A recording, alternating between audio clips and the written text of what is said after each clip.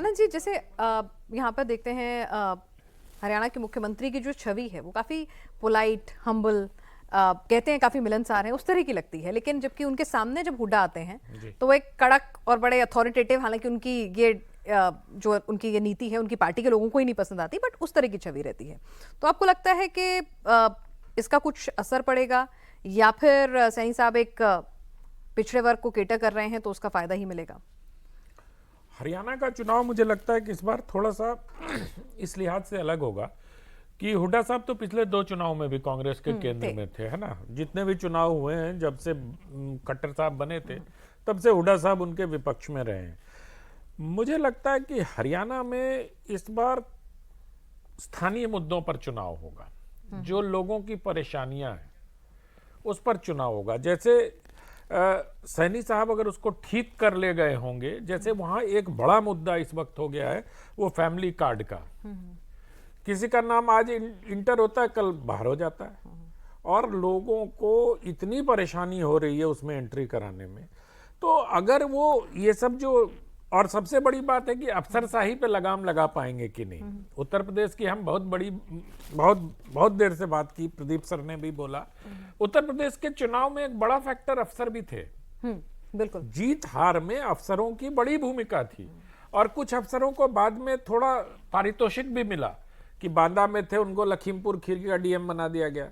कुछ लोग अभी भी जहां से बीजेपी के लोग हार गए वहीं बने हुए हैं।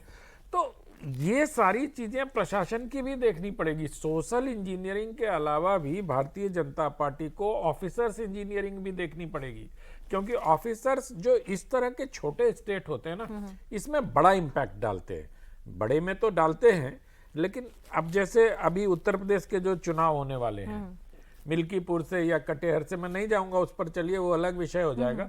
लेकिन हरियाणा में मुझे लगता है कि प्रशासन से लोग थोड़े परेशान हैं। चुनाव खुला हुआ है, ऐसा नहीं है कि कोई ये कह दे कि कांग्रेस पार्टी स्वीप करने वाली है। कांग्रेस पार्टी अपने अंतरकलह से जूझ रही। कल ही अखिलेश यादव ने 6 सीट मांग ली वहां कि अहिरवाल इलाके में यादवों की संख्या है, तो हमें 6 सीट दे दो। अब हरियाणा का असर उत्तर प्रदेश में भी पड़ेगा, बार्गेनिंग है। अब कल को लालू यादव भी INDIA गठबंधन के कह देंगे कि हमारे यादव वोटर भी है, हमको भी 2 सीट तो कम से कम दे दो। तेजस्वी तो कह सकते हैं, भाई बड़े नेता हैं बिहार के। तो ये थोड़ी अंतःकलह से पार्टियां जूझ रही हैं। भारतीय जनता पार्टी उससे मुक्त है।